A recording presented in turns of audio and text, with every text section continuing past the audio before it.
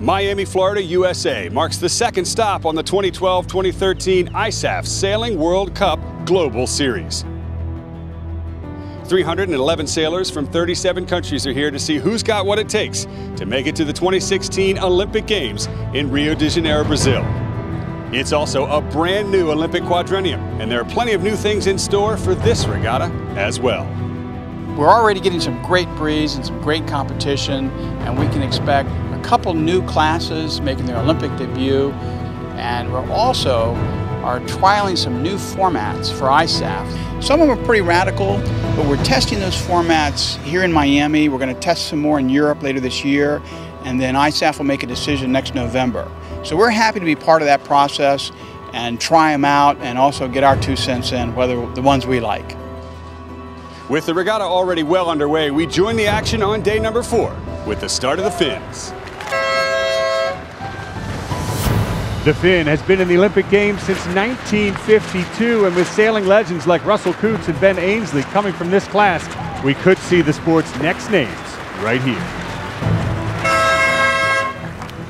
Beautiful start for all 28 boats, and we're off.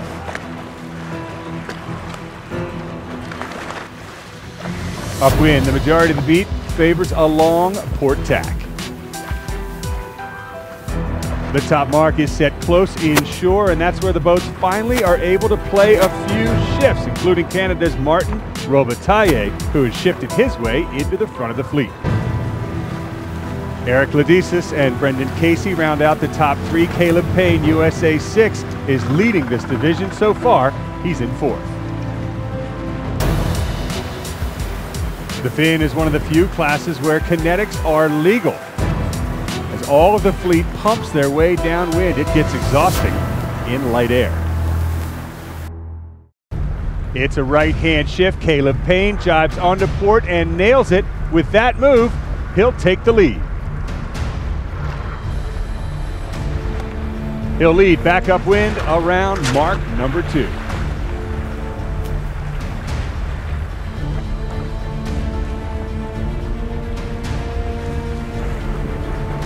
Upwind, Payne chooses to protect the left-hand side. Robitaille from Canada, the right. It pays off. We have a new leader.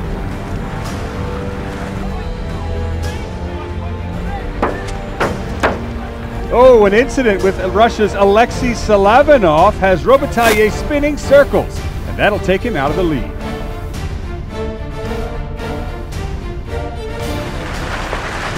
So that gives Caleb Payne the lead, and he'll take it right through the finish line. So it's just basically stay out there and play conservative and not do anything too crazy and play the averages. And now we move over to the always competitive women's single-handed division, the Laser Radials. And with that, they are off. Ireland's Annalise Murphy currently leads the division over USA's Paige Rayleigh. Upwind, big breeze is building as the fleet spreads out. It's Ireland's Annalise Murphy out in front again as she tacks for the top mark. Murphy squeezes up around the mark. It looked like she hit it. Yes, she did. She's spinning a circle as the pack closes in from behind. That opens the door for Finland's Tuula Tenkanen, ranked number 5 in the world, and she's putting on a charge for first. Around the leeward gates, and Tenkanen has got the lead. Approaching the top mark for the second time, it is a 2-boat battle between Canada's Isabella Berthold to the right-hand side here, and Finland's Tuula Tenkanen. Now Tenkanen's going to try and hold Berthold from tacking. Here we go, simultaneous tacks into the mark. Finland stays ahead, but only just. Downwind, Tenkanen holds off Berthold and the rest of the fleet. The final leg is a 300-yard sprint to the finish. And Tuula Tenkanen takes the race. From the radials, we move to the men's and women's 470s. This is a class that rewards finesse and technique. Both the men's and women's division on the same starting line in a dying breeze, holding position before the countdown. 3, 2, 1, the final rock, and sheet in. We're off in the 470s. Just to windward of the Austrian teams of David Barger and Lucas Mayhar are our division leaders in the men's, Stuart McNay and David Hughes. Leading the women's division, and in fact leading the entire fleet on the first reach, it's BRA 177 from Brazil, Fernanda Oliveira and Ana Luisa Barbachan. For the men, it's Canada number 6 out in the lead, Jacob and Graham Saunders. But watch out for division leaders Stuart McNay and David Hughes just behind. For the 470s, it's an outside trapezoid course, so the fleet will now head dead downwind. Back in the Olympic Games are the catamarans, the new class NACRA 17 off the line. This is their debut in the ISAF Sailing World Cup.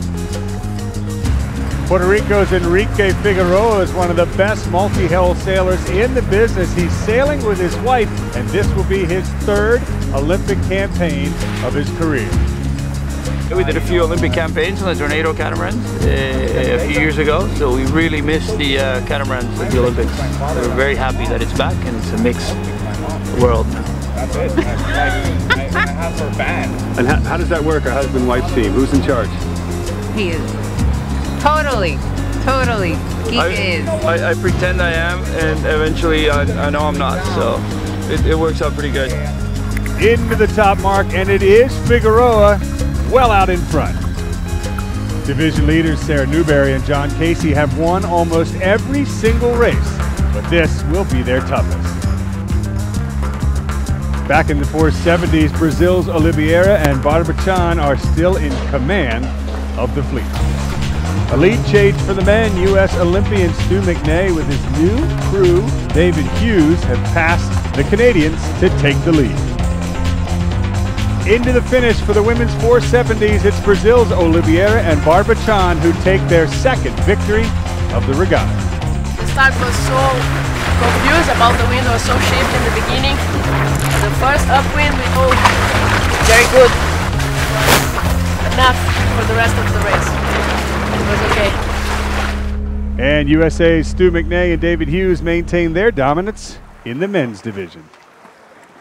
A lead change in the NACRAs has occurred right here. Better breeze to this lower left-hand side has given the edge to Canada's Luke Ramsey and Nicola Gurke. Now, can they transfer that into victory in the race?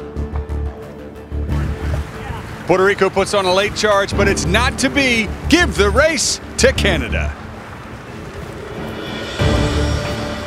And finally, we move to the start of the largest division in this regatta, the men's single-handed laser.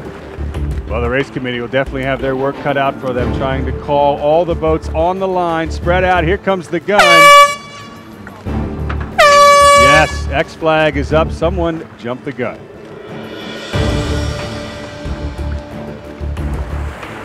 A very strong beat for Canada's Rob Davis has him in an early lead at mark number 1. Tacking into 3rd place is Sweden's Jesper Stalheim. He is tied for 1st overall with Brazil's Bruno Fontes.